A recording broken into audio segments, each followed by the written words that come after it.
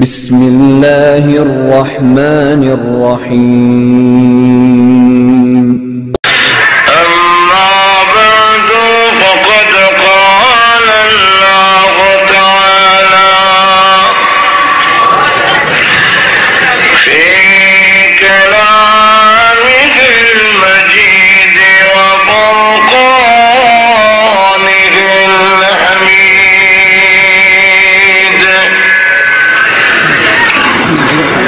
أعوذ بالله من الشيطان الرجيم. بسم الله الرحمن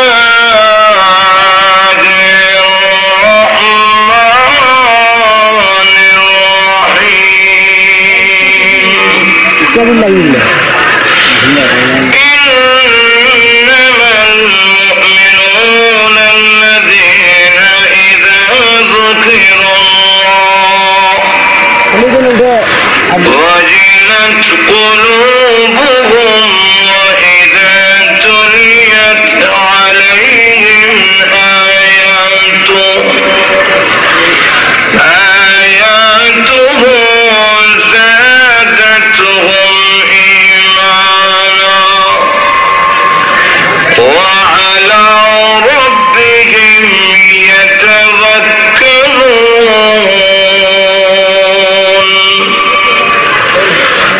الذين يقيمون الصلاة ومما رزقناهم ينفقون. أولئك هم المؤمنون حقا، لهم درجات عند ربهم ومغفرة ورزق كريم. قال النبي صلى الله عليه وسلم: إذا سرتك حسنتك وساءتك سيئتك فأنت مؤمن. صدق الله العظيم وصدق رسوله النبي الكريم صلى الله على سيدنا ومولانا محمد وعلى آله وأصحابه وسلم.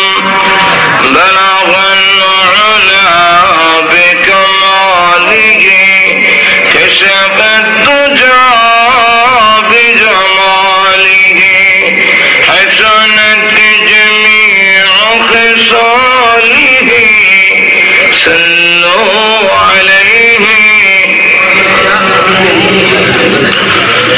সাদায় মাদ্রাসা কর্তৃক আয়োজিত আজকের ইসলামী মহাসম্মেলনের অত্যন্ত শ্রদ্ধেভাজন সভাপতি মুআজ্জাজ মুকাররম উলামায়ে কেরাম, মুরব্বিয়ানে আযম, যুবক ভাইরা, মাদ্রাসা, স্কুল, কলেজের ছাত্র ভাইরা, পর্দার অন্তরালে অবস্থানরত অত্যন্ত শ্রদ্ধেয় মা বোনেরা, আমি আপনাদের সামনে পবিত্র কোরআন শরীফের সূরাতুল আনফালের 2 নম্বর আয়াত থেকে নিয়ে কয়েকখানা আয়াতি কারিমা তেলাওয়াত করেছি। এই আয়াতগুলোর মধ্যে সত্যিকারের মুমিনের পরিচয় তুলে দেওয়া হয়েছে। কারণ মুমিন, ঈমানদার আল্লাহর কাছে এত সম্মানিত, যারা মুমিন হবে তাদের জিম্মাদার স্বয়ং আল্লাহ হয়ে মুমিনদেরকে সাহায্য করা আল্লাহর জিম্মাদারিতে নিয়ে যায়। যারা মুমিন তাদেরকে সাহায্য করা আল্লাহর উপর ওয়াজিব হয়ে যায়।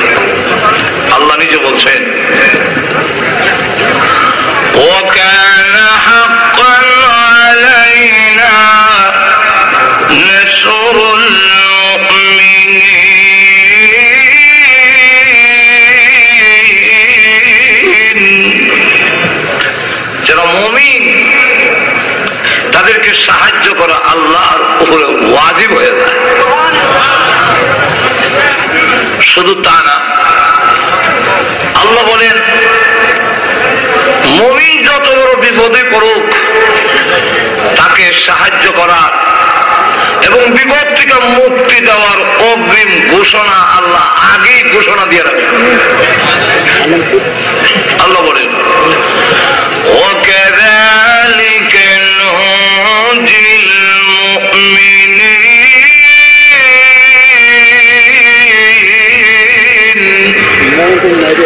এমনি ভাবে মুমিনদেরকে উদ্ধার করব। এমনি ভাবে কথাটা বললেই প্রশ্ন জাগে কেমনি ভাবে? আল্লাহ রাব্বুল আলামিন বলেন যেমনি ভাবে ইউনূস আলাইহিস সালাতু ওয়াস সালামকে চার অন্ধকারের ভিতর থেকে আমি আল্লাহ মাছের পেটের ভিতর থেকে, এই বিজ্ঞানের যুগেও মাছের পেটের ভিতরে কোনো মানুষ চলে গেলে সুস্থভাবে 40 দিন পরে বের হয়ে আসতে পারে, এই বিজ্ঞানের যুগে ওটা মানবে না। কিন্তু আল্লাহ রাব্বুল আলামিন চারটা অন্ধকারের ভিতর থেকে 40 দিন পরে সুস্থভাবে ইউনূস আলাইহিস সালামকে যেমনি ভাবে বের করে এনেছেন। ও মুমিন, তোমরা যতই বিপদের সম্মুখীন হও না কেন, এমনি ভাবে আমি আল্লাহ কিয়ামত পর্যন্ত মুমিনকে উদ্ধার করার অগ্রিম ঘোষণা দিলাম। শুধু তা না, আল্লাহ আরো বলেন ওয়ালা তাহিনু ওয়ালা তাহজানু ওয়া আনতুমুল আ'লাউনা ইন কুনতুম মুমিনিন। ওয়ালা তাহিনু ওয়ালা তাহজানু, নিরাশ হইও না, ঘাবড়াইও না, চিন্তিত হইও না, সব জায়গায় তোমরা বিজয়ী হবে যদি তোমরা মুমিন হও। কি হও? আর তো কম সারা বিশ্বে এখন মুমিনরা মার খেতেছে, আর আল্লাহ বলছেন সব জায়গায় বিজয়ী হবে। কথা আর কাজের কোন মিল নাই। আল্লাহর ওয়াদা ঠিক, মুমিন হওয়ার শর্তের মধ্যে আমাদের দোষ আছে। যেরকম ঠিক না, ঠিক না? আফগানিস্তানে যখন রাশিয়ানরা ঢুকছে, রাশিয়ায় এক সময় ইসলামের প্রাণ কেন্দ্র ছিল। ইমাম বুখারীর বাড়ি হলো রাশিয়া। ফকি আবুল্লাহ সমরকন্দি রহমতুল্লাহ আলাইহি, বিরাট বড় আলেম ফকি, ওনার বাড়ি রাশিয়া। প্রসিদ্ধ চার তরিকার একজন নকশবন্দিয়া তরিকার প্রতিষ্ঠাতা খাজা বাহাউদ্দিন নকশবন্দ, ওনার এখনো মাজার আছে রাশিয়া। বড় বড় উলামায়ে কেরামের বাড়ি ছিল রাশিয়া। রাশিয়া কি পরিমাণ আলেম ছিল, লেনিন তার দি ইসলাম বইয়ের মধ্যে লেখে যে মাত্র 3 বছরে আমি 50,000 আলেম রাশিয়ায় জন্ম করছি। কয় হাজার? আর তো জোরে কম। 50,000 আলেম জবাই করছে 3 বছরে। লেনিন তার ইসলাম দি ইসলাম বইয়ের মধ্যে লেখে। এবার চিন্তা করেন, 50,000 আলেম যদি কেটে থাকে, জবাই করে থাকে, আর মাত্র যে সমস্ত উলামায়ে কেরামকে জবাই করা হয়েছে তাদের তুলনায় আমরা হেদের ভাইয়ের দুলা সমান না। বড় বড় আলেম কেন? যুগ যুগের ইতিহাস, ইসলামকে যদি বিদায় করতে হয় তাহলে আলেম ওলামাকে বিদায় করতে হবে।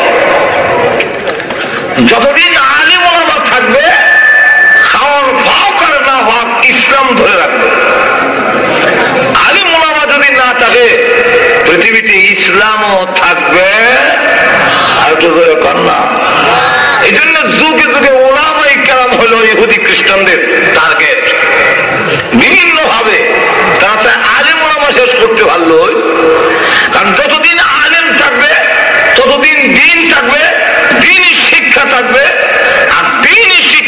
থাকে আল্লাহর পরিচয় বাকি থাকবে।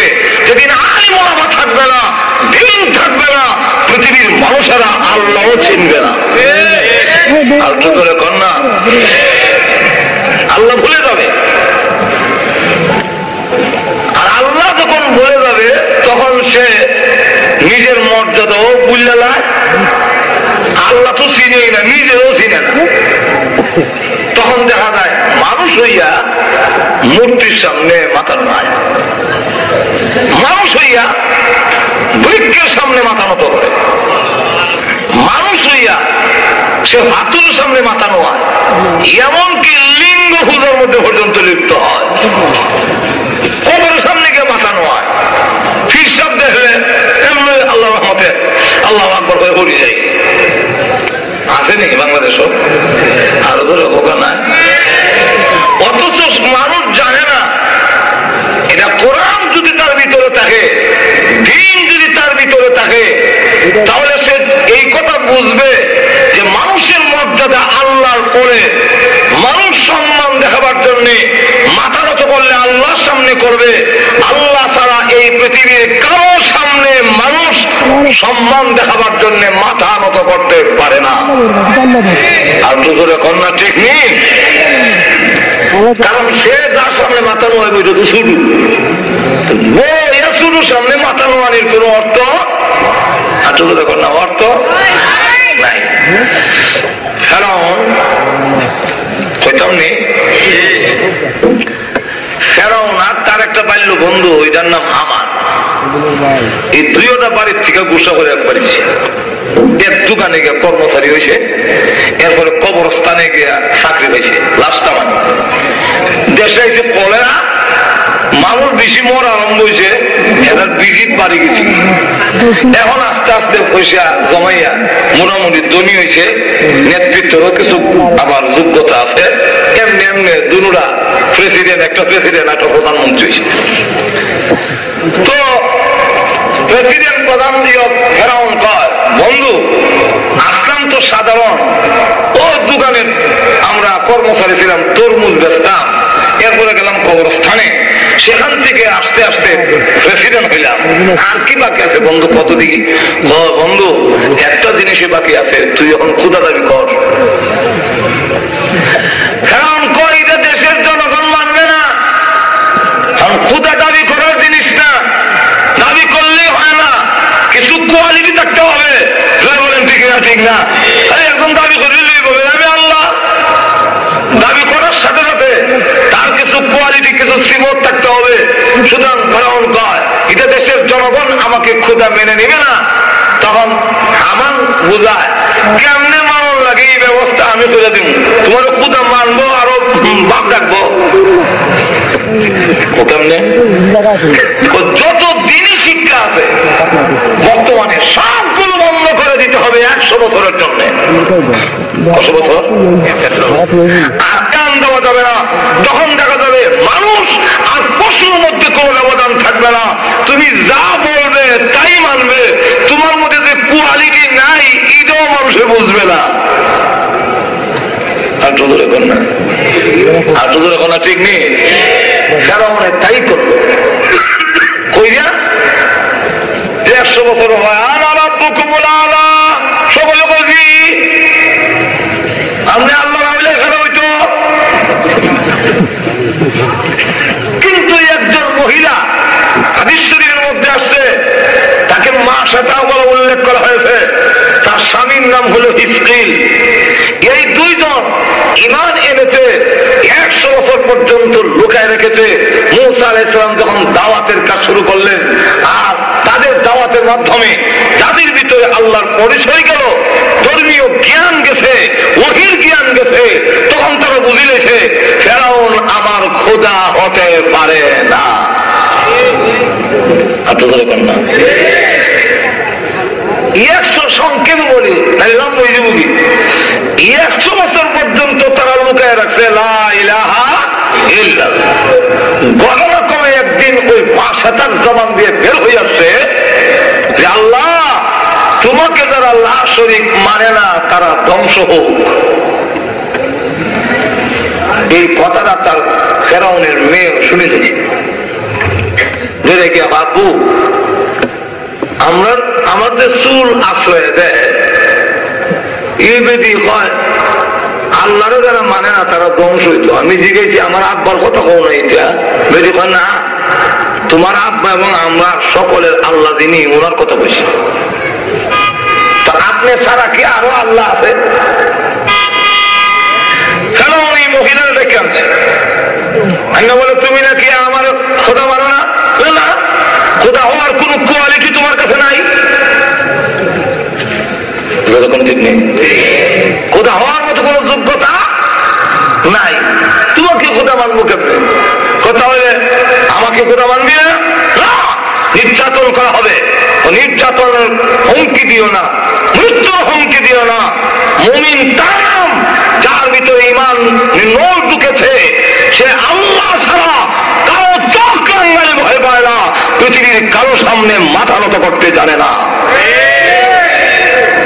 তাহলে তোমার দুইটা বুড়ি আছে সবাই বললেন, এর মধ্যে একটা মেয়ে দুধ পান করে, দুধের বাচ্চা, বড় মেয়েটাকে জবাই করছে তার সামনে, জবাই করে অগ্নিকুণ্ডের মধ্যে ফেলে দিছে, অর্ডার দিল জল্লাদকে জবাই করো, ফেলে দাও।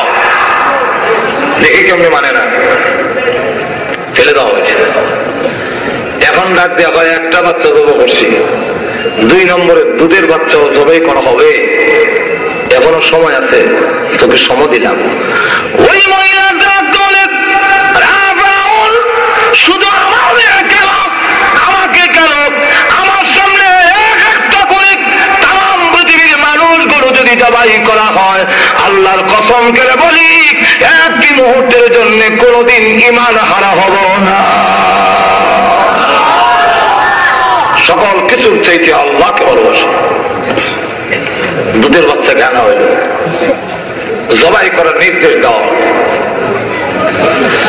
জবাই করে যখন অগ্নিকুণ্ডের মধ্যে এই শিশু বাচ্চাকে, দুধের বাচ্চাকে ফেলে দেওয়া হয়, মা সব করি আরম্ভ হবে, এটা স্বাভাবিক। প্রভু টাকা দেখো, তোমার দ্বীনের জন্য, ইসলামের জন্য, তোমার জন্য আমার দুধের বাচ্চা সহ জবাই করা হলো, আমিও প্রাণ দেওয়ার জন্য প্রস্তুত আছি, তথাপি আল্লাহ তোমাকে ছাড়তে পারবো না। মেয়ের অস্থিরতা দিকে ওই দুধের বাচ্চার জবান খুলে দিয়েছে।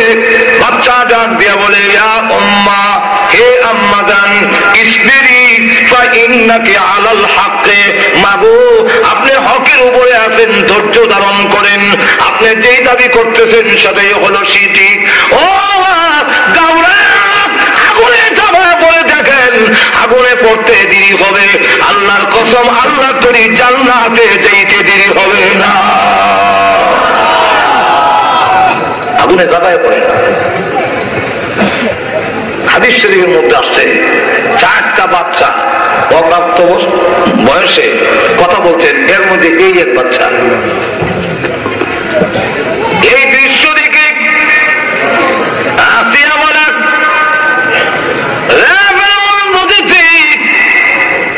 তোমার জুলুমের চূড়ান্ত সীমানা এসে গেছে।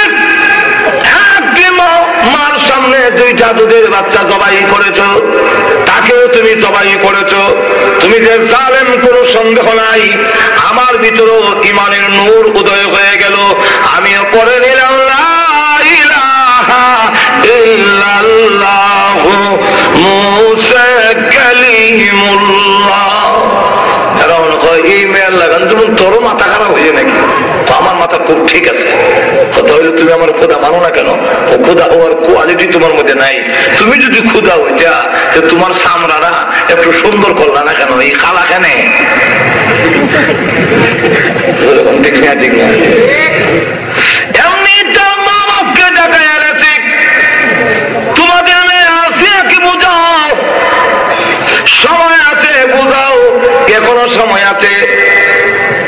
আসিয়ার মা বাপ এসেছে, মাগো কওমে আমালেকার মধ্যে তোর চাইতে সম্মানিত মহিলার কেউ নাই। ও মা, ফেরাউন হইল খোদা, তুই খুদি, তুইও তো কম না, খোদার গো খুদি তোর তো সম্মান কম না।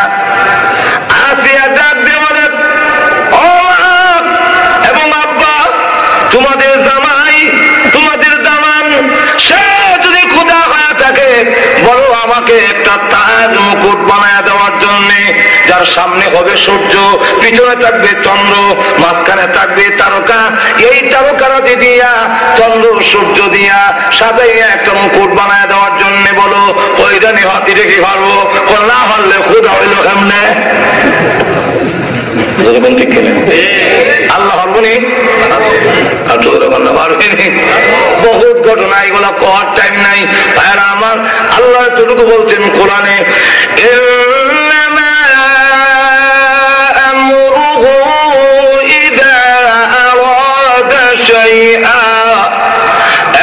يقول له كن فيكون।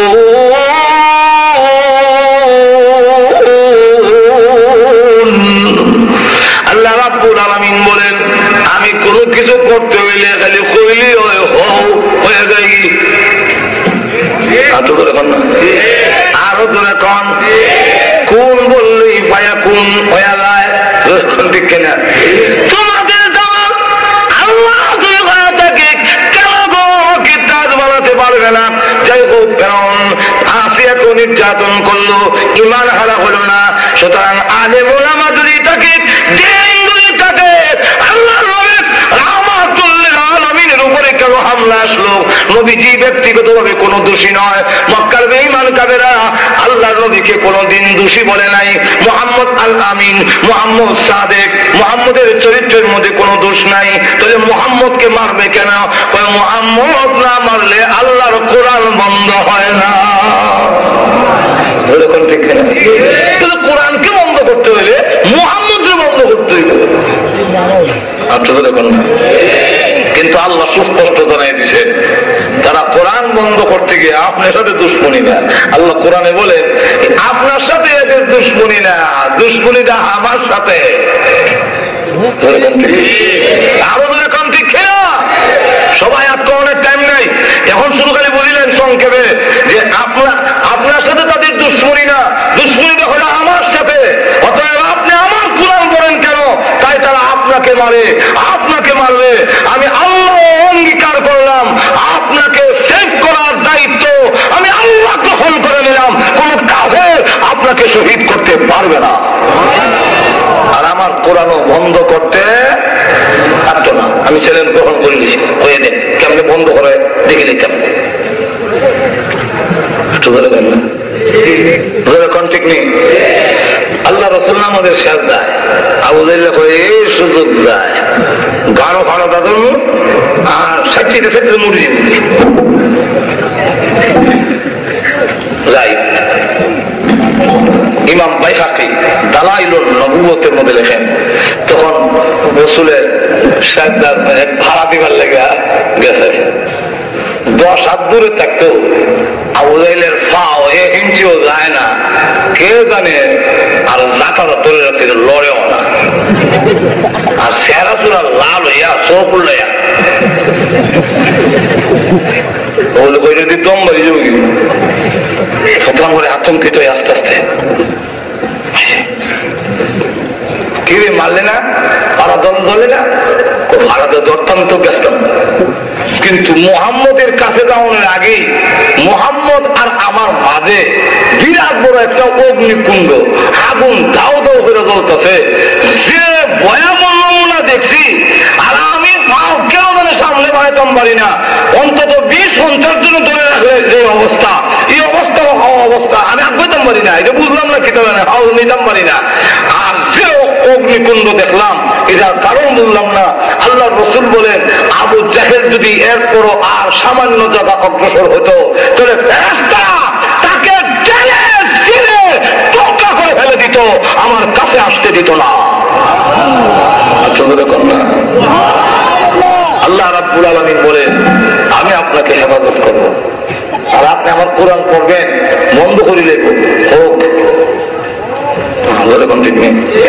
আরো ধরে কন দেখিলেন কেমনি বন্ধ করে, এমনি আল্লাহ আল্লাহ চ্যালেঞ্জ গ্রহণ করে বলেন এরা করে বন্ধ করতো, এরা মুখের ফু দিয়া আমার কোরআনের লাইট নিবে নিব, এটা কি এরা মার কেরোসিনের বাতি নিবে নিত?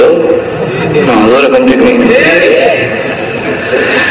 يريدون ليطفئوا نور الله بأفواههم والله متم نوره ولو كره الكافرون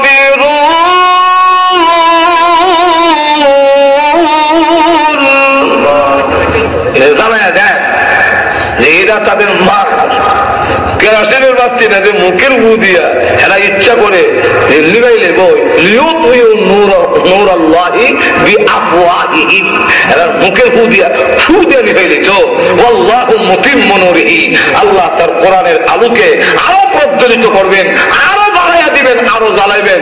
এরা যতই যন্ত্রণা হোক পারবে না। আপনি করেন, আর আপনারা মারতে গেলে আমি আল্লাহ সেভ করবো, আপনারা হেফাজত করবো। আপনি করেন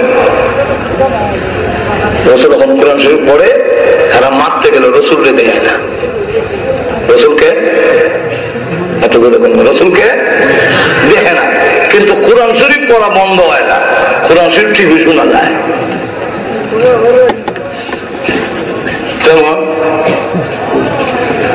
যেমন লক্ষ্য করে দেখে কোথাও নেই না, অসুবিধা হইতেছে, আমি চাইতেছি অসুবিধা হইতো, কোথাও নেই।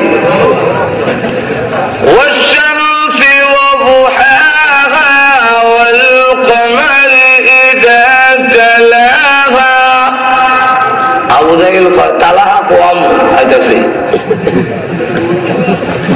কাছে গিয়ে যখন আপ উপর দিকে উঠেছে, এখন মুহাম্মদ দেখা যায় না, আত আর দেখা হয় না।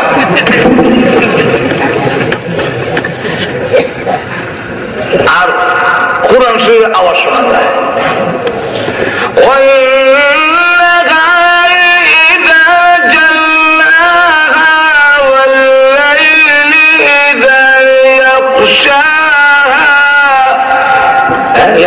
তো শোনা যায় ঠিক, মুহাম্মদ তো দেখা যায়। তাদের উদ্দেশ্য ছিল কোরআন বন্ধ করা, বন্ধ কর।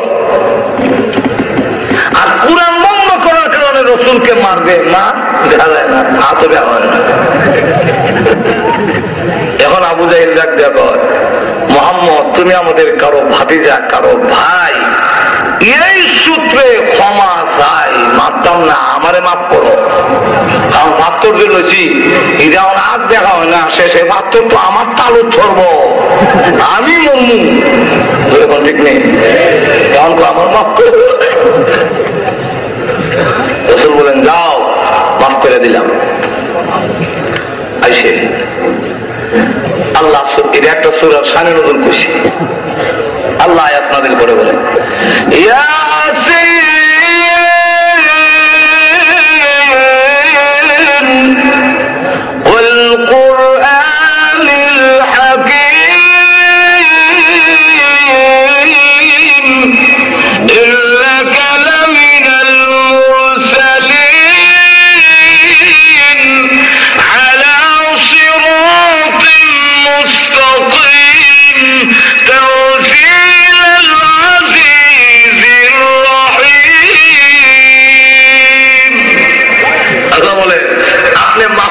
আমি মাফ করছি না, এটা কইয়া দেন দুর্বল সত্তার কাছ থেকে কোরআন নাযিল হইছে না, নাযিল হইছে তানজিলাল আজিজির রহিম, যিনি তার বিরুদ্ধবাদীর কাছ থেকে বদলা গ্রহণ করার মতো ক্ষমতা আল্লাহ।